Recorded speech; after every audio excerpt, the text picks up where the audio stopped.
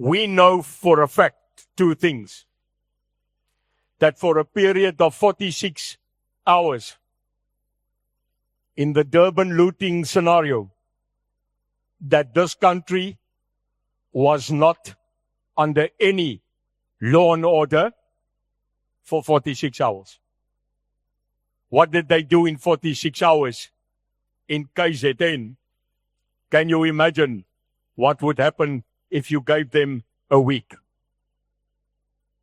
And there were variables there.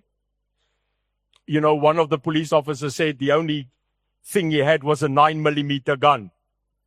He had no shotgun. He had no rubber bullet. He had no tear gas. The only thing he had was his voice and a 9mm. And how do you shoot a person because he's stealing, call it a TV, and use deadly force? They were rendered incapable.